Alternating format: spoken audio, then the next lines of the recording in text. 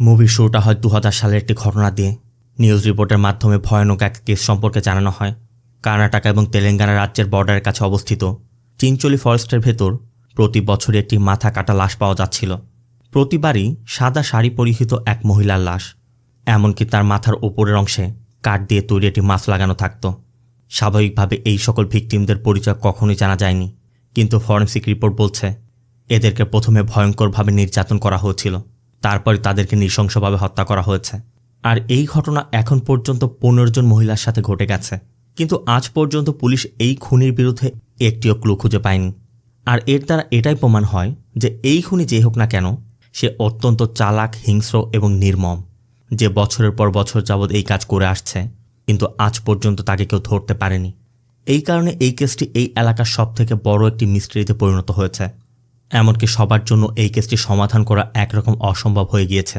তখনই আমরা একটি অন্ধকার ঘর দেখতে পাই, যেখানে একটি রুমের মধ্যে একটি মেয়েকে একই অবস্থায় বেঁধে রাখা হয়েছে।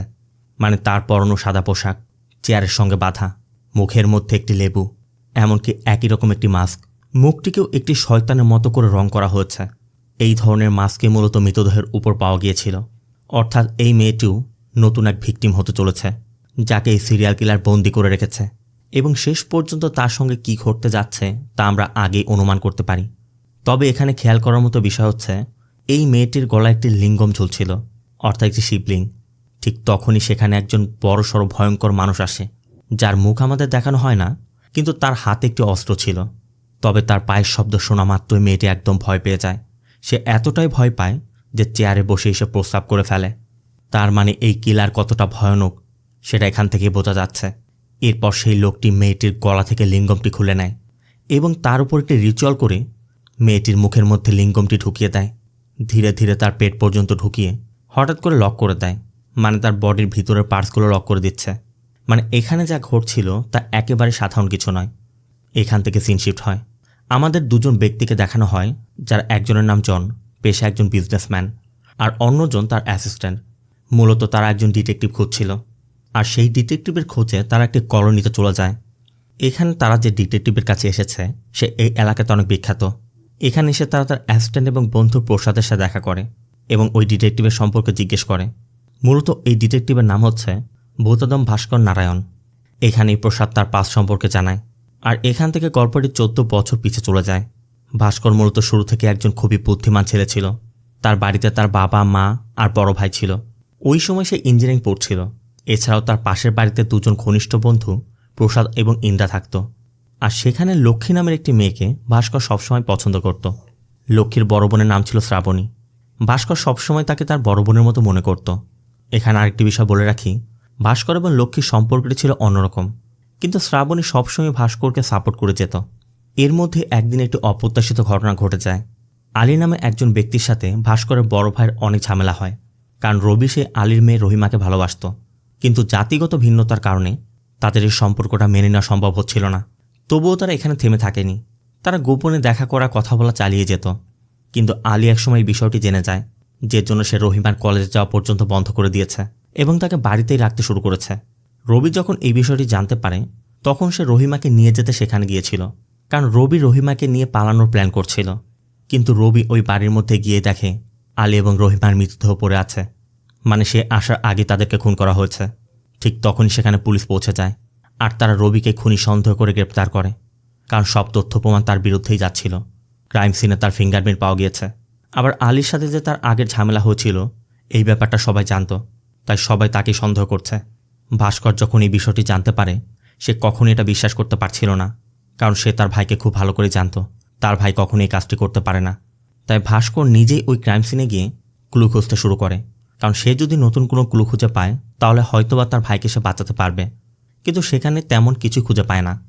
তবে এর মধ্যে আবার রবি জামিনে মুক্তি পায়। কিন্তু ওই ঘটনার পর লজ্জা এবং দুঃখে সে নিজেকে শেষ করে দেয়, যে জন্য ভাস্করের পুরো পরিবার একদমই ভেঙে পড়ে। আর সেই সময় ভাস্কর একটি শপথ নেয়, যে করে হোক না কেন তার ভাইকে সে ন্যায় বিচার পাইয়ে দিবে। এরপর ভাস্কর অনেক ইনভেস্টিগেটিভ থ্রিলার টাইপের মুভি দেখতে শুরু করে এবং সেগুলোর থেকে সে ইনভেস্টিগেশন সম্পর্কে অনেক কিছু শিখতে পারে, যে জন্য আবারও সে ওই ক্রাইম সিনে ফিরে যায়। মূলত এবার সে জেনে এসেছে ঠিক কোথায় কোথায় তাকে খুঁজতে হবে। এই জন্য সে বাড়ির বাইরের সাইডটি খোঁজে, আর সেখানে সে কিছু ফুটপ্রিন্ট খুঁজে পায় যেগুলো পরীক্ষা করে সে এটাই বুঝতে পারে যে কেউ হয়তোবা এই বাড়ির ভেতরে প্রবেশ করেছিল অথবা এখান দিয়ে পালিয়ে গিয়েছে। শুধু তাই নয়, ভাস্কর সেখানে একটি লিঙ্গম খুঁজে পায়, যে একই ধরনের লিঙ্গম আমরা মুভির প্রথমের দিকে দেখেছিলাম। কিন্তু এই লিঙ্গমের আসল রহস্য কী আর এই খুনের সাথে কী রহস্য লুকিয়ে আছে সেটা আমরা ধীরে ধীরে জানতে পারবো। এরপর ভাস্কর সেই লিঙ্গমটি নিয়ে পুলিশের সাথে দেখা করে এবং পুলিশকে এসব পুরো বিষয়টি বোঝানোর চেষ্টা করে, কিন্তু পুলিশ তার কোনো কথায় গুরুত্ব দিচ্ছে না। মানে ভাস্করের এই কথাগুলো সে কোনোভাবে মানতে রাজি হচ্ছিল না, যে জন্য ভাস্করের ভাইয়ের উপর যে অভিযোগ এসেছিল, যে কলঙ্ক ছিল, সেটা তার নামের সাথে রয়ে যায়। এই ঘটনায় ভাস্করের মনের মধ্যে একটি জিদ তৈরি হয়। সে একসময় শপথ নেয় সে একদিন পুলিশ অফিসার হবে, কিন্তু তার দৃষ্টিশক্তি কম থাকার কারণে এটা সম্ভব হয়ে ওঠেনি। এর জন্য সে ডিটেকটিভ হওয়ার সিদ্ধান্ত নিয়েছিল। এমনকি তার ভাইয়ের সাথে যেমন ঘটনা ঘটেছে, এই ধরনের কেসগুলোকে সমাধান করার একটা সিদ্ধান্ত নিয়ে নেয়। তার মানে যে সকল কেসগুলো আনসলভ রয়েছে সেগুলোকে সে সমাধান করবে। এই ছিল মূলত ভাস্করের ডিটেকটিভ হওয়ার পিছনের গল্প। তো এরপর ভাস্কর সেই লোকদের সাথে দেখা করলে তারা জানায় এই বিজনেসম্যানের মূলত একটি মোবাইল ফোন হারিয়ে গেছে। ওই ফোনটি তার জন্য খুবই গুরুত্বপূর্ণ, এমনকি ওই ফোনটি ফিরে পাওয়ার জন্য সে যে কোনো মূল্য দিতে প্রস্তুত। ভাস্কর তখন তার ইন্টেলিজেন্স কাজে লাগিয়ে সে একজন মেয়ের সাথে একটি হোটেলে উঠেছিল এবং তার ফোনের ভিতর তার কিছু পার্সোনাল ভিডিও রয়েছে। এই জন্যই মূলত ওই ফোনটিকে সে খুঁজতে চাইছে। ভাস্কর তাকে 2-3 দিনের মধ্যে ফোনটি খুঁজে এনে দেওয়ার আশ্বাস দেয়। আসলে ওই বিজনেসম্যানের ফোনটি হোটেলের রুমের বাইরে পড়ে গিয়েছিল, যেটি একজন নেশার ওয়াচম্যান সেখান থেকে উঠিয়ে বিক্রি করে দিয়েছে। ভাস্কর সেই ফোনটি আবার রিকভার করে সেই বিজনেসম্যানকে ফিরিয়ে দেয়।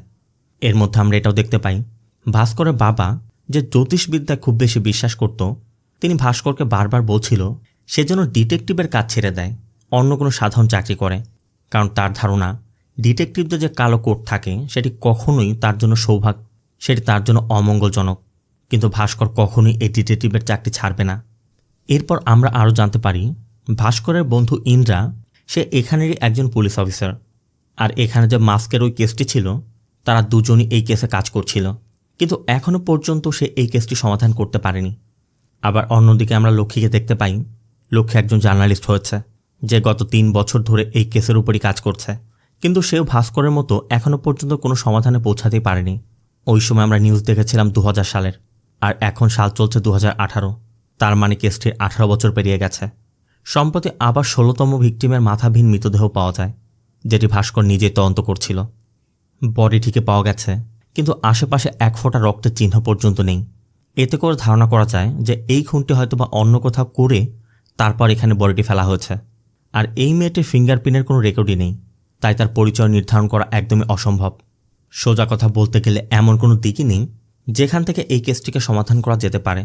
তবে সে একটি বিষয় খেয়াল করে যে এই মেয়েটির হাতে একটি এক্সট্রা আঙ্গুল ছিল, যেটা কেটে ফেলা হয়েছে। অর্থাৎ এর পিছনে নিশ্চয়ই কোনো কারণ থাকতে পারে। কিন্তু ইন্দ্রার কথা, যে খুনি কিনা ফিঙ্গারপ্রিন্টই ফেলে যায় না, সেখানে এই মেয়েটির কতগুলো আঙ্গুল ছিল তা দিয়ে এই কেসের কী বা আসে যায়। আবার ফরেন্সিক এক্সপার্ট রুদ্রবেণী এমন কোনো বিশেষ কিছু বুঝতে পারছিল না। সেটা বলতে পারছে না এই মেয়েটিকে কে এবং কখন কোথায় খুন করা হতে পারে। এখানে ভাস্করও কোনো ক্লু খুঁজে পাচ্ছে না, যে জন্য একসময় তাকে হতাশ হয়ে চলে যেতে হয়। কিছুক্ষণ পর লক্ষ্যও আসে। এমনকি এই কেসের বিষয়ে ইন্দ্রার সাথেও সে রাগ করছিল। ইন্দ্রাও তখন তাকে বুঝিয়ে বলে যে রাগ করে কোনো লাভ নেই, কারণ এই ভিকটিমদের কোনো ফিঙ্গারপ্রিন্ট রেকর্ডই নেই, এমনকি তাদের নিখোঁজ হওয়ার কোনো রিপোর্ট পর্যন্ত দায়ের করা হয়নি। এর জন্য তারা আসলে কী বা করতে পারে। আর সবথেকে বড় কথা, তাদের মাথা কখনই পাওয়া যাচ্ছে না। এদিকে ডিপার্টমেন্টও এখন এই কেসে হাল ছেড়ে দিয়েছে। খুব শীঘ্রই এই কেসটি বন্ধ করে দেওয়া হতে পারে, কারণ কর্ণাটকা পুলিশের যে হেড আছে তার নাম হচ্ছে শঙ্কর। তিনি আগামী বছর রিটায়ার করতে চলেছেন। তার জীবনে শুধুমাত্র একটি কেসই আছে যেটা তিনি এখনও পর্যন্ত সমাধান করতে পারেনি, আর সেটি হচ্ছে এই কেস। এখন তিনি নিজেও এই কেস নিয়ে হাল ছেড়ে দিয়েছেন। তবে এখানের মানুষের মধ্যে একটা আতঙ্ক কাজ করছে। তাদের শেষ ভরসা এখন ভাস্কর। তো সন্ধ্যাবেলায় ভাস্কর লক্ষ্মীর বাড়িতে যায়, যেখানে সে তার বড় বোন শ্রাবণীর সঙ্গে দেখা করে। আর এখানেই শ্রাবণী তার বয়ফ্রেন্ড কিশোরের সাথে পরিচয় করিয়ে দেয়, যাকে সে প্রচণ্ড ভালোবাসে। তখন ভাস্কর মজা করে খোঁচা দিয়ে তাকে বলে যে অতিরিক্ত আঙ্গুল দিয়ে যে শ্রাবণীর এক্সট্রা আঙ্গুল থাকার কারণে মেসেজ পাঠাতে তার সুবিধা হচ্ছে। তার মানে আমরা এটা নোটিস করতে পারি শ্রাবণীর হাতেও এক্সট্রা একটি আঙ্গুল আছে। তো পরবর্তী দিন ভাস্কর স্টেশনে গিয়ে এই কেসের ব্যাপারে কথা বলছিল, কিন্তু তারা কোনো ক্লুই মিলাতে পারছে না। ঠিক তখনই থানার বাইরে একজন নেশাগ্রস্ত ব্যক্তি এসে হইচই করতে শুরু করে। ইন্দ্রা তখন জানায় যে আসলে তার গার্লফ্রেন্ড 6 বছর আগে নিখোঁজ হয়েছিল, আর এটা নেপালের ঘটনা। কিন্তু সে এখানে এসে রিপোর্ট করছে। এমনকি তার গার্লফ্রেন্ড আসলে কোনো মেয়ে ছিল না, সে ছিল একজন ট্রান্সজেন্ডার। আর এর কিছুক্ষণ পরই খবর আসে জঙ্গলে আরেকটি মাথাবিহীন মৃতদেহ পাওয়া গেছে। খবর পাওয়া মাত্রই শঙ্কর, ইন্দ্রা, লক্ষ্মী, প্রসাদ এবং ভাস্কর তদন্ত করতে সেখানে পৌঁছে যায়। কিন্তু সেখানে আবারও একই ঘটনা, অর্থাৎ এখানে কোনো ক্লুই নেই। আবার এবার তো মৃতদেহের আঙ্গুলের চামড়া পর্যন্ত খুলে ফেলা হয়েছে, যাতে তার পরিচয় একদমই খুঁজে পাওয়া না যায়। কিন্তু ভাস্কর একটি ভয়ঙ্কর বিষয় লক্ষ্য করে যে এই মৃতদেহটিরই অতিরিক্ত আঙ্গুল কেটে ফেলা হয়েছে। এমনকি তার পায়ে একটি পুরাতন আঘাতের চিহ্নও ছিল, যেটি ভাস্কর দেখা মাত্রই চিনতে পারে। তবে তারপরও এই মৃতদেহটির ডিএনএ টেস্ট করা হয়, আর এরপরই জানা যায় এই মৃতদেহটি আসলে লক্ষ্মীর বড় বোন শ্রাবণীর। এটা জানার পর লক্ষ্মী একদমই ভেঙে পড়ে, সে তো পুরো সেন্সলেসই হয়ে যায়। খুনের তদন্ত করতে গিয়ে তারা যখন কিশোরকে জিজ্ঞাসাবাদ করে, কিশোর জানায় যে শ্রাবণী হায়দ্রাবাদে একটি কলেজে পড়াশোনা করত, সেখানে হোস্টেলে থাকত, কিন্তু প্রতি উইকেন্ডে সে বাড়িতে আসত। আর সেই দিন সে তার সঙ্গে মন্দিরেও গিয়েছিল। এরপর তো বাসস্ট্যান্ডে নামিয়ে দিয়েছিল। আবার ভাস্করের সাথে শ্রাবণীর সম্পর্কটা অন্যরকম ছিল। ভাস্করের কথা শুধুমাত্র শ্রাবণী তাকে ভালো করে বুঝত বা বিশ্বাস করত, কিন্তু সেও চলে গেছে। সে যদি এই কেসটি আগে সমাধান করতে পারত, তাহলে হয়তো বা শ্রাবণী আজ বেঁচে থাকত। এই জন্য সে একটি সিদ্ধান্ত নেয় যে সে নিজে এই কেসটি সমাধান করবে, ইন্দ্রাও তার সাথে থাকবে। কিন্তু প্রসাদ বলে এটি ভাস্করের জন্য ঠিক হবে না, কারণ যদি খুনি এটা বুঝতে পারে যে ভাস্কর এই খুনের তদন্ত করছে, তাহলে সে ভাস্করকেও হয়তো বা খুন করতে পারে। কিন্তু ভাস্কর যখন সিদ্ধান্ত নিয়েছেই, সে শেষ দেখে ছাড়বে। ভাস্কর সন্ধ্যাবেলায় লক্ষ্মীর সাথে দেখা করতে যায়। মূলত ওই ঘটনার পর 4 দিন যাবৎ লক্ষ্মী কিছুই খায়নি। ভাস্কর লক্ষ্মীকে স্বাভাবিক করার চেষ্টাও করে। উল্টো ভাস্করকে বলে দেয় যে তুমি তোমার ভাইয়ের কেসটা সমাধান করতে পারোনি, নিজের ভাইকে ন্যায় বিচার দিতে পারোনি, তুমি কীভাবে শ্রাবণীর কাছে সমাধান করবে। এই জন্য সে ভাস্করকে এই কেসটি ছেড়ে দিতে বলে, কারণ লক্ষ্মী নিজেই তদন্ত করতে চাইছে। এটা শুনে ভাস্কর খুবই কষ্ট পায়। আর সেখান থেকে বাড়িতে এসে সে তার নতুন ডিটেকটিভ কোট পায়, মানে সে এখন সত্যিকার ডিটেকটিভ। শ্রাবন্তী যেহেতু হায়দ্রাবাদে থাকত, ভাস্কর হায়দ্রাবাদীকে জিজ্ঞাসাবাদ করে। কিশোরের সাথে কথা বলে ভাস্কর ধারণা করে শ্রাবণীকে সম্ভবত সেখানেই খুন করা হয়েছে। এরপর মৃতদেহ চিনচলিতে ফেলে আসা হয়েছিল। ভাস্কর শ্রাবণীর রুমমেটদের সাথে কথা বলে। তারাও জানায় যে গত কয়েকদিন ধরে শ্রাবণী খুবই চুপচাপ থাকত, কার সঙ্গে তেমন কথা বলতো না। তখন তারা ভাবছিল হয়তো পারিবারিক সমস্যার কারণে, তাই তারা এই বিষয়ে গুরুত্ব দেয়নি। তবে কিশোর এমন কিছু নোটিস করেনি। এরপর ভাস্কর ওই বাস স্টেশনের সিসিটিভি ফুটেজ পর্যবেক্ষণ করে এবং বুঝতে পারে কিশোর শ্রাবণীকে বাস স্টেশনের বাইরের গেট পর্যন্ত ছেড়ে দিয়েছিল, কিন্তু শ্রাবণী বাস স্টেশনের ভেতরে ঢোকেইনি। এখন প্রশ্ন হচ্ছে, সে যদি ভেতরে না গিয়ে থাকে তাহলে কোথায় গেল? এরপর ভাস্কর যখন ফিরে আসছিল, তখন চিনচলি থেকে প্রায় 15 কিলোমিটার দূরে এসেছে। যখন থামে, ঠিক তখনই একটি গাড়ি তাকে ধাক্কা মেরে চলে যায়। ভাস্করকে দ্রুত হসপিটালে নেওয়া হয়। এই ঘটনায় তার পরিবারও খুব চিন্তায় পড়ে গেছে। আবার খবর পেয়ে লক্ষ্মীও দেখা করতে আসে। এমনকি সে ভাস্করের কাছে ক্ষমা পর্যন্ত চায় এবং এখন থেকে ভাস্করের সাথে একই সাথে টিম আপ করে তারা এই কেসের সমাধান করার সিদ্ধান্ত নেয়। এরপর তারা পুলিশ স্টেশন থেকে এই কেসের সকল ফাইল এবং মৃতদেহের সঙ্গে পাওয়া যে কাপড় এবং মাছগুলো ছিল, সব কিছু সংগ্রহ করে নিজেদের মতো করে তদন্ত শুরু করে। তারা সবার আগে মাছ সম্পর্কে খোঁজ নিতে শুরু করে। আর এখানে তারা জানতে পারে এই মাছটি মূলত কাঠ দিয়ে তৈরি, যা প্রায় 60 থেকে 70 বছর আগে তৈরি করা হতো। একই সঙ্গে এই মৃতদেহগুলো সবসময় সাদা শাড়ি পরিহিত অবস্থায় পাওয়া যেত, আর এই কাপড়টিও অনেক বছর আগে ব্যবহার করা হতো। এখন এই কাপড় আর কেউই তৈরি করে না। এছাড়া ওই মার্ডার স্পটের পাশে, মানে মৃতদেহ যেখানে পাওয়া যেত, তার পাশে অটোরিকশার টায়ারের চিহ্ন পাওয়া যেত। ধারণা করা হয় সম্ভবত মৃতদেহগুলো এখানে ফেলে রাখার জন্য অটোরিকশার ব্যবহার করা হতে পারে। ভাস্কর এটাও লক্ষ্য করে শুরুর 5টি খুন ঘটেছিল কর্ণাটকা রিজনে, আর তারপর বাকি খুনগুলো ঘটেছিল তেলেঙ্গানায়। আর এখন 13 বছর পর আবার এই ঘটনাগুলো এখানে ঘটতে শুরু করেছে। অর্থাৎ এগুলো একটি প্যাটার্ন তৈরি করছে, যে জন্য কর্ণাটকা রিজনের শুরুর দিকে পাওয়া যে 5টি মৃতদেহ ছিল, সেই সকল মৃতদেহের সাথে যে জিনিসপত্র পাওয়া গিয়েছিল সেগুলো চেক করে। তখন ভাস্কর সেই মৃতদেহ শাড়িগুলো পরীক্ষা করে একটা বিষয় জানতে পারে, এই 5টি শাড়ি একেবারে হুবহু একই রকম, কিন্তু শ্রাবণীর শাড়ি একদমই ভিন্ন ছিল। আর এই শাড়ির উপরে একটি স্ট্যাম্প মার খেয়াল করে। আর এটা নিয়ে স্টাডি করলে তারা একটি হাসপাতাল ঠিকানা জানতে পারে। আর ওই স্ট্যাম্পের মধ্যে যোগেশ নামে এক ডক্টরের নামও লেখা ছিল। তারা স্পষ্টই বুঝতে পারে শ্রাবণীর সঙ্গে এই হসপিটালে হয়তো বা কোনো সম্পর্ক আছে। তাই তারা সরাসরি সেই হসপিটালে গিয়ে ডক্টর যোগেশের সাথে দেখা করে। তবে এর মধ্যে শঙ্কর আসল খুনিকে ধরে ফেলে, যে আর কেউ নয়, কিশোর, মানে শ্রাবণীর বয়ফ্রেন্ড। মূলত কিশোর বলেছিল সে সেদিন শ্রাবণীর সঙ্গে মন্দিরে গিয়েছিল, কিন্তু বাস্তবে তারা কখনোই মন্দিরে যায়নি। এই বিষয়টি জানার পর শঙ্করের কাছে অর্ধেকের সমাধান হয়ে গিয়েছিল। এরপর কিশোর এবং ডাক্তারকে গ্রেপ্তার করা হয় এবং তাদেরকে জিজ্ঞাসাবাদ করলে জানা যায় আসলে শ্রাবণী গর্ভবতী ছিল, আর কিশোর তাকে ডাক্তার যোগেশের কাছে নিয়ে এসেছিল অ্যাবর্শন করানোর জন্য। কিন্তু সেখানে একটি দুর্ঘটনা ঘটে যায়। অ্যাবর্শন করানোর সময় শ্রাবণীর মৃত্যু হয়, যে জন্য নিজেদের বাঁচানোর জন্যই তারা একটি ভয়ঙ্কর পরিকল্পনা করে। ওই সময় যদিও সিরিয়াল কিলার বিষয়টি অনেক আলোচিত ছিল, তাই তারা শ্রাবণীকেও সিরিয়াল কিলারের ভিকটিম হিসেবে দেখানোর সিদ্ধান্ত নেয়। এমনকি শ্রাবণীর পরিচয় যেন জানা না যায় সেজন্য ডক্টর শ্রাবণীর আঙ্গুল কেটে চামড়া পর্যন্ত তুলে ফেলেছিল। এমনকি তার মাথাটি কেটে জঙ্গলে ফেলে দিয়েছে। আর এরপরই কিশোর একটি মিথ্যা গল্প তৈরি করেছিল। আর ভাস্কর যখন তাদের রহস্য উন্মোচন করতে যাচ্ছিল তখন ভাস্করকে তারাই মারার চেষ্টা করেছে। কিন্তু ওই দিন হাসপাতালের বিছানার স্ট্যাম্প শ্রাবণীর হাতে লেগে যাওয়ায় সেটা পরবর্তীতে তার শাড়ির উপর লেগে গিয়েছিল। আর এই একটি ছোট ভুলের কারণেই ভাস্কর ডক্টর যোগেশের কাছে পর্যন্ত পৌঁছে গিয়েছে। কিন্তু তারা যেমনটা ধারণা করেছিল, ঘটনা তার পুরো উল্টো।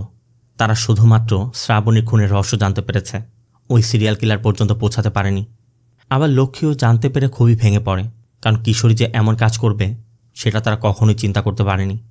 এদিকে ইন্দ্র শঙ্করকে বারবার জিজ্ঞেস করছিল তারা কীভাবে বুঝতে পারল এটি সিরিয়াল কিলার কাজ নয়। শঙ্কর তখন তাদেরকে জানায় যে আসল সিরিয়াল কিলার সবসময় একই প্যাটার্ন ফলো করে। তার সব মৃতদেহ সবসময় পূর্ব দিকে মুখ করা থাকে, আর তাদের উপর সবসময় কাঠের তৈরি মাস্ক থাকে। কিন্তু শ্রাবণীর মাথার উপর যে মাস্ক ছিল সেটি ছিল প্লাস্টিকের। এটাই ছিল সবথেকে বড় ভুল। আর সবথেকে গুরুত্বপূর্ণ বিষয়, সেই সিরিয়াল কিলার সবসময় এমন মেয়েদেরই মারে যাদের ফিঙ্গারপ্রিন্ট কোনো রেকর্ডে থাকে না। কিন্তু এখানে এই দুজন এমন অনেকগুলো ভুলই করে ফেলেছে। এমনকি আরও গুরুত্বপূর্ণ একটি বিষয় আমরা লক্ষ্য করতে পারি, আসল কিলার একটি নির্দিষ্ট প্যাটার্ন তৈরি করছিল।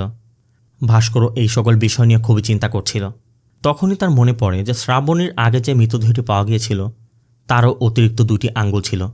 আর ঠিক সেই সময় তার মনে পড়ে জন যে মেয়েটির সঙ্গে হোটেলে গিয়েছিল তার ভিডিওর ভেতরেও সে 12টি আঙ্গুল দেখেছিল। মানে প্রথমে যে বিজনেসম্যানের ফোনটি উদ্ধার করেছিল সেই জন। এর জন্য সে ওই ভিডিওটি আবারও দেখে, আর এবার সে স্পষ্টভাবে বুঝতে পারে সেই মেয়েটির আসলে 12টি আঙ্গুল ছিল, অর্থাৎ সেই হলো ওই সিরিয়াল কিলারের রিসেন্ট ভিকটিম। আর এবার ভাস্কর সেই মেয়েটির গলায় একটি লিঙ্গমের লকেটও লক্ষ্য করে, যা সে বহু বছর আগে আলীর বাড়ির বাইরে দেখেছিল। আর এই জায়গাতে এই মাস্কের কেস আর ভাস্করের ভাইয়ের ওই কেস একদমই কানেক্টেড হয়ে যায়। তার মানে ভাস্কর এখন স্পষ্টভাবে বুঝতে পারছে ওই সময় তার বড় ভাইয়ের যে কারণে মৃত্যু হয়েছিল এই সব কিছুর পিছনে দায়ী ছিল ওই সিরিয়াল কিলার।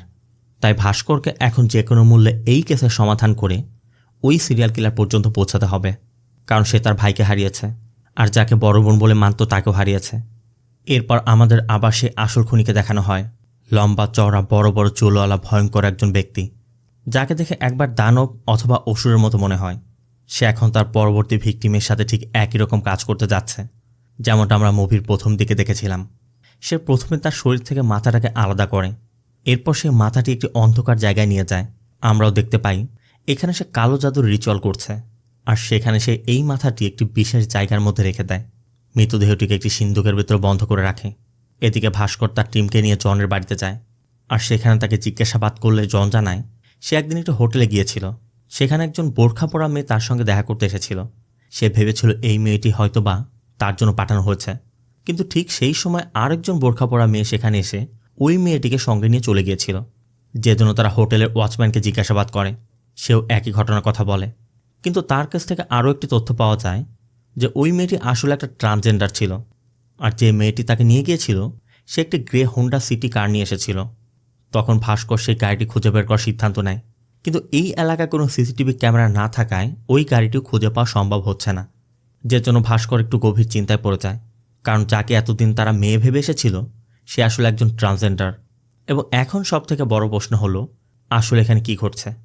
ঠিক তখনই নতুন একটি খবর পাওয়া যায়, যেখানে তারা জানতে পারে যে লোকটি তার গার্লফ্রেন্ডের খোঁজে থানার বাইরে আসতো তার গার্লফ্রেন্ডও একটি ট্রান্সজেন্ডার ছিল, যে আসলে নেপালে থাকতো, কিন্তু পরে সে এখানে শিফট হয়। কিন্তু টাকার অভাবে সে শেষ পর্যন্ত পতিতাবৃত্তি শুরু করেছিল, আর ওই জন্যই যখন এই এলাকাতে এসেছিল সেই দিনের পর থেকে সে নিখোঁজ। ধারণা করা হচ্ছে সম্ভবত সেও হয়তো বা ওই সিরিয়াল কিলার শিকার হতে পারে। এখানে ভাস্কর একটি গুরুত্বপূর্ণ বিষয় বুঝতে পারে যে এই খুনি আসলে সাধারণ মেয়েদের টার্গেট করে না, সে বরং পতিতাবৃত্তি করে অথবা ট্রান্সজেন্ডার নারী তাদেরকে টার্গেট করে। কারণ সাধারণত এই ধরনের মানুষের অফিসিয়াল কোনো রেকর্ড থাকে না এবং অনেক সময় তাদের পরিবার দূরে থাকে, তারা খোঁজও নেয় না। এই কারণে খুনি হয়তোবা এতদিনে ধরা পড়েনি। আবার এই সব কিছুতে ভাস্কর চিন্তা করে যে এই খুনি হয়তোবা তাদেরকে খুন করছে না, তার সব প্যাটার্ন দেখে মনে হচ্ছে বলিদান দিচ্ছে। এই জন্যই মূলত ভিকটিমদের অতিরিক্ত আঙ্গুলটি কেটে নেয়, কারণ বলিদান সবসময় নিখুঁত হতে হয়। আর এই যে খুনের চিহ্নগুলো রয়েছে সেগুলো আসলে পুলিশকে ভুল পথে নেওয়ার জন্য, যাতে পুলিশ সবসময় নিখোঁজ মেয়েদের দিকে তদন্ত করতে থাকে এবং ট্রান্সজেন্ডারের দিকটি কখনই চেক না করে। এইভাবেই সে দিনের পর দিন সেফ জোনে রয়েছে। ভাস্কর তখন পুরনো একটি ঘটনার কথা মনে পড়ে, কারণ 13 বছর আগে কর্ণাটকে যে ডক্টর এই মৃতদেহগুলো পোস্টমর্টম করত সে একটি দুর্ঘটনায় মারা গিয়েছিল। এমনকি সেই ডাক্তার তখন এই ট্রান্সজেন্ডার সম্পর্কিত যে তথ্যগুলো ছিল সেগুলো লুকিয়ে রেখেছিল। কিন্তু এখন বর্তমানে যে ডাক্তার এই মৃতদেহগুলো পোস্টমর্টম করে তার নাম নটরাজ। সেও যখন পোস্টমর্টম করে তখন ভিতরে কাউকে ঢুকতে দেয় না, এমনকি তার অ্যাসিস্ট্যান্টও অ্যালাউ নয়। আবার পোস্টমর্টম শেষ করার পর মৃতদেহগুলো সে পুড়িয়ে ফেলে, যে জন্য ভবিষ্যতে কোনো প্রমাণ হাতে পাওয়া সম্ভব হয় না। যে জন্য ভাস্কর এবং পুলিশের টিম সরাসরি ডক্টর নটরাজের বাড়িতে পৌঁছে যায়, আর তারা গিয়ে বুঝতে পারে কেউ পালিয়ে যাওয়ার চেষ্টা করছে। আর ভিতরে গিয়ে তারা দেখতে পায় ডক্টর নটরাজ নিজের বাড়িতে মারা গেছে। তারা পুরো বাড়ির ভিতর তল্লাশি করে, আর পুরো বিষয়টি দেখে ভাস্কর বুঝতে পারে সে নিজেই নিজেকে শেষ করেছে, কারণ সে হয়তোবা ধরা পর ভয় পেয়েছিল। আবার সে মারা যাওয়ার আগে এখানে সব প্রমাণ নষ্ট করে ফেলেছে। ভিতরে একটি জায়গা পাওয়া যায় যেখানে ডক্টর নটরাজ পূজা করত, আর এখানে তারা একটি ভয়ঙ্কর দৃশ্যও দেখতে পায়। মূলত এখানে কালো জাদুর রিচুয়াল এবং অসুর পূজার সম্পূর্ণ সেট আপ করা ছিল। এই জায়গাতে সেই মাছটিও ছিল, যেটা দেখে তারা সম্পূর্ণ অবাক হয়। লক্ষ্মীও তখন বলছিল এই বিষয়টি নিয়ে সে আগেই রিসার্চ করেছে। এই মাছ আসলে ভস্মাসুরের মাথা। মূলত এই ভস্মাসুরের একটি কাহিনী আছে। একসময় দেবতারা একটি অভিশাপ পেয়েছিল, যার কারণে তাদের শক্তি ধীরে ধীরে কমে যাচ্ছিল, আর ওই সময় শেষ পর্যন্ত তারা সাধারণত মৃত্যুর দিকে এগিয়ে যাচ্ছিল। তখন দেবতারা ভগবান বিষ্ণুর কাছে যায়। তিনি তাদের পরামর্শ দেয় যে সমুদ্র মন্থন করে অমৃত তুলে আনার, কিন্তু এই কাজটি একা করা সম্ভব ছিল না। তাই দেবতারা অসুরদের সাহায্য চেয়েছিল, কিন্তু তারা ভয় পাচ্ছিল যে অসুররা হয়তো অমৃত পেয়ে যেতে পারে। তাই শেষ পর্যন্ত দেবতারা তাদের ধ্বংস করে দেয়। কিন্তু সেই সময় রাহু, কেতু এবং ভস্মাসুর ছদ্মবেশে অমৃত পান করে ফেলেছিল। পরবর্তীতে ভস্মাসুরের মাথা কেটে ফেলা হয়, কিন্তু সে অমৃত পান করেছে বলে তার মাথা আরও ভয়ঙ্কর হয়ে ওঠে, আর এরপর থেকেই আতঙ্ক ছড়াতে শুরু করে। এরপর শুক্রাচার্য শিবের তপস্যা করে ভস্মাসুরের শরীরটি আবার সুস্থ করে তোলে, কিন্তু এরপর ভস্মাসুর নিজে তপস্যা শুরু করে এবং শিবের কাছ থেকে একটি ভয়ঙ্কর বরদান চেয়ে নেয়। কেবল সে যার মাথায় হাত রাখবে সে সঙ্গে সঙ্গে ভস্ম হয়ে যাবে। শিব তখন এই বরদান দিয়ে দিয়েছিল, কিন্তু বরদান পাওয়ার পরই ভস্মাসুর নিজেই শিবের পেছনে লেগে যায়। ঠিক সেই সময় বিষ্ণু মোহিনীর রূপ ধারণ করে এবং চালাকির মাধ্যমে ভস্মাসুরকে প্রতারিত করে। তিনি ভস্মাসুরকে নাচতে বলে, যেখানে ভস্মাসুর নিজের হাত নিজের মাথায় রেখে দেয়, ফলে তার পুরো শরীর ভস্ম হয়ে যায়, কিন্তু তার মাথাটি তবুও জীবিত ছিল। তো এই ছিল মূলত ভস্মাসুরের আসল কাহিনী। সিন আবার প্রেজেন্টে। তারা লক্ষ্য করে কেউ তাদের উপর গোপন নজর রাখছে। শব্দ পেয়ে ভাস্কর বাইরেও যায়, আর সেখানে গিয়ে দেখে যে নটরাজের সব জিনিসপত্রের আগুনে জ্বলছে। এই জিনিসগুলো ছিল সেই প্রমাণ যেগুলো সে মুছে ফেলার চেষ্টা করেছিল। তাই তারা পোড়া জিনিসগুলো পরীক্ষা করে, আর তার ভেতরে তারা একটি ফটো অ্যালবাম দেখতে পায়, যেখানে একটি মেয়ের অর্ধেক ছবি পাওয়া যায়। সেই ছবির ভিতরে একটি কলেজের নাম স্পষ্টভাবে লেখা ছিল। তাই তারা সরাসরি সেই কলেজের ঠিকানা খুঁজে সেখানে গিয়ে জানতে পারে এই মেয়েটির নাম রুদ্রবেণী, যে আইটি বিষয়ে গোল্ড মেডেল পেয়েছিল। কিন্তু তার কোনো ঠিকানা পাওয়া যায়নি, কারণ সে শৈশব থেকে একজন অনাথ ছিল। পরবর্তীতে সে MBBS ডিগ্রি সম্পন্ন করেছিল এবং এখন সে একজন ফরেন্সিক এক্সপার্ট হিসেবে কাজ করে। এরপরই মূলত সবকিছু ধীরে ধীরে পরিষ্কার হতে শুরু করে, কারণ সেই ফরেন্সিক রিপোর্টের মাধ্যমে এইসব ট্রান্সজেন্ডারদের সাধারণ মেয়ে হিসেবে দেখিয়ে দিত, আর নটরাজ পোস্টমর্টমের মাধ্যমে এই ঘটনাগুলোকে সিরিয়াল কিলারের খুন হিসেবে দেখিয়ে দিত, যাতে আসল খুনি কখনই ধরা না পড়ে। অর্থাৎ এখন এই বিষয়টি পুরোপুরি পরিষ্কার। এখন পর্যন্ত যে মৃত্যুগুলো ঘটেছে সেগুলো আসলে সাধারণ মেয়ের মৃত্যু ছিল না, সবগুলো ট্রান্সজেন্ডারদের মৃত্যু ছিল। আর এই সব কিছুর পেছনে নির্দিষ্ট একটি কারণও রয়েছে, আর এখন তাদের কাছে একটি লিডও এসেছে। কিন্তু তারা তো সরাসরি রুদ্রবেণীকে গ্রেপ্তার করতে পারছে না, কারণ সে এখন হিউম্যান রাইটস অ্যাক্টিভিটিসের সাথে জড়িয়ে আছে, আর তার শক্তিশালী কানেকশনও আছে। তাই তাকে গ্রেপ্তার করলে সমস্যা হতে পারে। এই জন্য ভাস্কর এবং প্রসাদ তার ঠিকানায় চলে যায়, আর তারা একজন হ্যাকারের সাহায্য নেয়। এরপর তারা জানতে পারে যে রুদ্রবেণীর কাছে একটি হোন্ডা সিটি গাড়ি ছিল, অর্থাৎ যে ট্রান্সজেন্ডার মহিলাকে নিয়ে আসা হয়েছিল তার পেছনে এই গাড়িটি ব্যবহার করা হয়েছে। এরপর তারা সরাসরি বাড়ির মধ্যে প্রবেশ করে, কিন্তু রুদ্রবেণী আগে থেকে তার সিকিউরিটি সিস্টেমের মাধ্যমে জেনে যায় ভাস্কর তার টিম নিয়ে সেখানে পৌঁছে গেছে। তারা তার কম্পিউটার চেক করে, আর সেখানে তারা অসুরের থিমের একটি অদ্ভুত অ্যাপ পায়, যে অ্যাপের ভিতরে ভিকটিমদের সম্পূর্ণ বায়োডাটা সংরক্ষণ করা ছিল। তারা এখানে একটি গুরুত্বপূর্ণ বিষয় লক্ষ্য করে, এই সব ট্রান্সজেন্ডার মানুষরা একটি নির্দিষ্ট নক্ষত্রে জন্ম নিয়েছিল। আর এটা দেখে তাদের মনে সবথেকে বড় প্রশ্ন জাগে, কেন শুধু এই নির্দিষ্ট মানুষদেরই বলিদান দেওয়া হচ্ছে, আর ভস্মাসুর এবং এই হত্যাগুলোর মধ্যে আসলে সম্পর্কটা কী? ঠিক সেই সময় রুদ্রবেণী সেখানে পৌঁছে যায়। তখন ভাস্কর এবং তার টিমও দুটো সরে যায়। রুদ্রবেণী কাউকে কল করে। ফোনের ওপাশ থেকে তখন ভয়ঙ্কর একটি কণ্ঠ শোনা যায়, যে বলছিল দেবতারা এই যজ্ঞ ধ্বংস করার চেষ্টা করছে, কিন্তু এই দানব যজ্ঞ কেউই বন্ধ করতে পারবে না। ভাস্কর তখন পুলিশকে খবর দেয়, কিন্তু পুলিশ পৌঁছানোর আগেই রুদ্রবেণী নিজেকে শেষ করে ফেলে। পরবর্তীতে তদন্ত করে তারা জানতে পারে রুদ্রবেণী আর তার ভাই দানব লিঙ্গমের সঙ্গে জড়িত ছিল, এবং সে এই বাড়িটি প্রায় 15 বছর আগে কিনেছিল। আর তার ভাই এখন মুম্বাইতে থাকে, যার নাম দানব লিঙ্গম। ভাস্কর যখন তার ছবি দেখে, তখন সে বুঝতে পারে এই মানুষটি আসলে অন্য কেউ নয়, বরং তাদের এলাকার একজন মেকানিক, যার নাম বাসা। ভাস্কর সেই পূজার জায়গাটি খুব মনোযোগ দিয়ে পরীক্ষা করে, আর সেখানে সে একটি ভয়ঙ্কর দৃশ্য খুঁজে পায়। সেখানে ভস্মাসুরের পূজার একটি বিশেষ জায়গা তৈরি করা আছে, আর ওই দেয়ালে একটি মেয়ের ছবি টাঙানো, যে ছবির নিচে মোহিনীবধ, আর তার পাশে উল্টো স্বস্তিক চিহ্ন আঁকা, এবং সেখানে একটা সংখ্যা বারবার লেখা ছিল 18। ভাস্কর এই সংখ্যাগুলো দেখে তৎক্ষণাৎই বুঝতে পারে এই সংখ্যাগুলো আসলে 9 তারিখকে ইঙ্গিত করছে, অর্থাৎ আজই সেই মেয়েটির বলিদান দেওয়া হবে।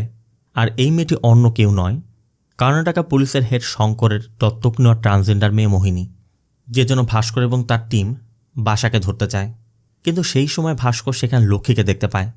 থানার বাইরে ঝামেলা করা ওই লোকটির কাছ থেকে তথ্য জানতে পেরেছিল, কিন্তু ওই লোকটা লক্ষ্মীকে সাহায্য করার নামে লক্ষ্মীকে অপহরণ করে ফেলে, যে জন্য ভাস্কর এবং পুলিশ দ্রুত তাকে খুঁজতে থাকে। আর শেষ পর্যন্ত তারা সেই জায়গায় পৌঁছে যায়, কিন্তু ততক্ষণে সে লক্ষ্মীকে তার ভাইয়ের হাতে তুলে দিয়েছে। এমনকি ওই লোকটা ভাস্কর উপর হামলাও করে, আর মারতে মারতে একসময় একটি গুরুত্বপূর্ণ কথা বলে দেয়। অনেক বছর আগে যখন সে একজন মেয়েকে বলিদানের জন্য তার ভাইয়ের কাছে নিয়ে যাচ্ছিল, তখন হঠাৎ আলী তাকে দেখে ফেলে। আর আলী সেই মেয়েটির গলায় একটি লিঙ্গমের লকেট খেয়াল করেছিল। এই বিষয়টি দেখার পর সে সন্দেহ করে। সে সরাসরি সেই লোকটির বাড়ি পর্যন্ত পৌঁছে যায়, যেখানে সে আরও অনেকগুলো লিঙ্গম খুঁজে পায়, এবং সে এই সব প্রমাণ পুলিশের কাছে দিয়ে দিতে চাচ্ছিল। কিন্তু তার আগেই সেই লোকটি আলীকে এবং তার মেয়েকে খুন করে ফেলে। আর এই ঘটনার কারণেই ভাস্করের ভাই রবি মিথ্যা অভিযোগে ফেসে গিয়েছিল, যে জন্য শেষ পর্যন্ত সে নিজেকে শেষ করেছে। তার মানে এর মাধ্যমে রবির সাথে ঘটার ওই ঘটনার আসল রহস্য প্রকাশ পেল। তবে লোকটি এগুলো বলার পর নিজেকে শেষ করে দেয়। ভাস্কর তখন তার দেহের মধ্যে একটি বার্থমার্ক খেয়াল করে, আর এই বার্থমার্ক দেখেই তার হঠাৎ একটি পুরনো ঘরের কথা মনে পড়ে যায়, কারণ সে একবার একটি ছবির ভিতরে এই একই চিহ্ন দেখেছিল, যেখানে এই মানুষটি তার অন্যান্য ভাই বোনদের সঙ্গে দাঁড়িয়েছিল। মূলত ওই ছবির ভিতরে নটরাজ, রুদ্রবেণী এবং তাদের আরও কয়েকজন ভাই বোনও ছিল, যে জন্য ভাস্কর সেই পুরনো বাড়িতে চলে যায়। আর সেখানেই সে একটি ভয়ঙ্কর পুজোর জায়গা পায়। সেই জায়গাতে একটি পুরনো বই রাখা ছিল, যা লিখেছিলেন শুক্রাচার্য। মূলত এই বইটি পড়ার পরই মুভির আসল রহস্য সামনে আসতে শুরু করে। ভাস্করও একটি ভয়ঙ্কর সত্য জানতে পারে। অনেক বছর আগে বিষ্ণু নিজের চালাকির মাধ্যমে ভস্মাসুরকে ধ্বংস করেছিলেন ঠিকই, কিন্তু অসুররা আবার তাকে জীবিত করার চেষ্টা করে আসছে। আর এই কাজটি করার জন্য শুক্রাচার্য একটি বিশেষ পদ্ধতি বলে দিয়েছিল, যেখানে মোট 18টি বেদি তৈরি করতে হবে। আর এই 18টি বেদি একটি নির্দিষ্ট প্যাটার্ন তৈরি করবে। সেই প্যাটার্নের মাধ্যমে ভস্মাসুরকে আবার পৃথিবীতে ফিরিয়ে আনা সম্ভব হবে। কিন্তু এই রিচুয়াল সম্পূর্ণ করতে একটি নির্দিষ্ট নিয়ম মানতে হবে। এই নিয়ম হচ্ছে টানা 18 বছর ধরে ব্রহ্মচর্য পালন করতে হবে। এছাড়াও আরও একটি ভয়ঙ্কর নিয়ম ছিল, যেসব মানুষ পুরুষ হিসেবে জন্ম নিয়ে পর ট্রান্সজেন্ডার হয়েছে, শুধু তাদেরকে বলিদান দিতে হবে। আর প্রতিটি বলিদানের সময় তাদের পেটের ভিতরে একটি লিঙ্গম ঢুকিয়ে দিতে হবে, আর পরবর্তীতে মাথা আলাদা করতে হবে। এরপর সেই মাথাটি বাড়িতে নিয়ে গিয়ে পুড়িয়ে ছাই করে সংরক্ষণ করবে, এবং মৃতদেহের পেটের উপর একটি মাছ রেখে তাকে পূর্ব দিকে মুখ করে শুয়ে রাখতে হবে, যাতে সূর্যের আলো সরাসরি সেই মৃতদেহের উপরে পড়ে। আর এই প্রক্রিয়ার মাধ্যমে সেই লিঙ্গম ধীরে ধীরে আত্মার লিঙ্গমে পরিণত হবে। আর সব থেকে শেষ যে বলিদানটি দিতে হবে, তাকে জীবন্ত অবস্থায় আগুনে পুড়িয়ে, আর সেই ছাই একসঙ্গে মিশিয়ে একটি 9 মাস বয়সী শিশুর আকৃতির পুতুল তৈরি করতে হবে, যেটা তাদেরকে আত্মার লিঙ্গমের মাঝখানে রাখতে হবে। তখনই মূলত ভস্মাসুরের আবার জন্ম হবে। এইভাবেই এই অসুরদের আবার ফিরিয়ে আনার জন্য এই পুরো প্রক্রিয়াটি করতে হবে। মূলত ওই সকল মৃতদেহের পেটের ভেতর থেকে পোস্টমর্টমের সময় নটরাজ লিঙ্গমগুলো বের করে ফেলত। আর এই ঘটনাটা এখন নতুন করে শুরু হয়নি, এটা অনেক প্রজন্ম ধরে চলে আসছে। তবে প্রতিবারই দেবতারা এই অসুরদের থামিয়ে দিত, যারা আসলে অন্য কেউ নয়, মানুষের রূপের ভেতরেই ছিল। এখানে আরেকটি গুরুত্বপূর্ণ বিষয়, রুদ্রবেণী, নটরাজ, বাসা এবং এই সবাই আসলে একই অসুর পরিবারের ভাই বোন, যারা মূলত বারবার পুনর্জন্ম নিচ্ছিল আর প্রতিবারই এই অসম্পূর্ণ যজ্ঞটি শেষ করার চেষ্টা করত। কিন্তু যদি তারা ব্যর্থ হতো, তাহলে তারা নিজেদেরকে বলিদান দিত, যাতে পরবর্তী জন্মে আবার এই সব কিছু শুরু থেকে শুরু করতে পারে। অর্থাৎ তাদের নাম বদলাতে পারে, কিন্তু আসলে তারা সবাই একই অসুর, যারা আসলে তাদের প্রধান ভস্মাসুরকে পৃথিবীতে ফিরিয়ে আনতে চাইছিল, যাতে অসুররা পৃথিবীতে রাজত্ব করতে পারে। তো মূলত এখানে ভাস্কর যে মণ্ডলীর ছবিটি খুঁজে পেয়েছিল, সেখান থেকে সে একটি ঠিকানা পায় যেখানে এই সকল রিচুয়াল হচ্ছে। আর সেখানেই সব থেকে বড় অসুর, অর্থাৎ শেষ বলিদান দিতে চলেছে। সে মূলত আর কেউ নয়, সে হচ্ছে শঙ্কর। মানে একজন পুলিশ অফিসার হয়েও সে এই ভয়ঙ্কর কাজ করছিল, আর এই সকল প্রক্রিয়ার হেড ছিল সে। এখানে আমরা দেখতে পাই সে তার নিজ বাড়িতে শেষ রিচুয়াল বা শেষ বলিদানের জন্য প্রস্তুতি নিচ্ছে। এই জন্য মূলত সে খুব তাড়াতাড়ি রিটায়ার করতে যাচ্ছিল, কারণ সে এই কেসে খুব বিরক্ত হয়ে গিয়েছে। কিন্তু আসল সত্য হলো, এই সব কিছু সে নিজেই করছিল। তবে শঙ্কর যখন নিজেকে ভস্মাসুরের রূপে প্রস্তুত করে রিচুয়াল শুরু করে, এখানে সেই সকল বেদিগুলো মূলে একটি প্যাটার্ন তৈরি হয়েছিল, যেটা আসলে একটি শিবলিঙ্গের আকৃতি। অর্থাৎ শিবের কাছ থেকে ভস্মাসুরের বরদান পেয়েছিল এই সব অসুর তার পূজা করছিল, আর তারা সেই রিচুয়াল করে ভস্মাসুরকে আবার জীবিত করতে চাইছিল। কিন্তু তখনই সেখানে ভাস্কর বচে যায়। ভাস্কর লক্ষ্য করে শঙ্কর একটি ভয়ঙ্কর রিচুয়াল করছে। তখন ভাস্কর তাকে থামানোর চেষ্টা করে এবং জানতে পারে লক্ষ্মীকেও এখানে আনা হয়েছে। মূলত লক্ষ্মীকে এখানে আনার পিছেও একটি বিশেষ কারণ রয়েছে। শঙ্কর মূলত জানায় এই পুরো প্রক্রিয়ার জন্য তাকে 18 বছর যাবত একটি নির্দিষ্ট নিয়মের মধ্যে থাকতে হয়েছে, আর আজ তার মেয়ে মোহিনীর বলিদান দেওয়ার মাধ্যমে পুরো প্রক্রিয়া শেষ হবে। তাই তার লালসা মেটানোর জন্যই লক্ষ্মীকে আনা হয়েছে। তবে ভাস্কর যতই চেষ্টা করুক না কেন, শঙ্করের সাথে কোনোভাবে পেরে উঠছিল না। তাই সে একটি বুদ্ধি খাটায়। সে সেই সকল অস্থি ভরা কলসগুলো পানির ভেতর ফেলে দেয়, যে জন্য ওই অস্থিগুলো নষ্ট হয়ে গেলে রিচুয়ালটি অসম্পূর্ণ রয়ে যায়। শঙ্করও পুরোপুরি ভেঙে পড়ে এবং সে তার অসুর ভাইবোন এবং ভস্মাসুরের কাছে ক্ষমা চায় যে সে এই প্রক্রিয়া শেষ করতে পারেনি। এমনকি শেষমেশ নিজেও আগুনে ঝাঁপ দেয়, যাতে পরবর্তী জন্মে সে আবারও এই যজ্ঞ সম্পূর্ণ করতে পারে।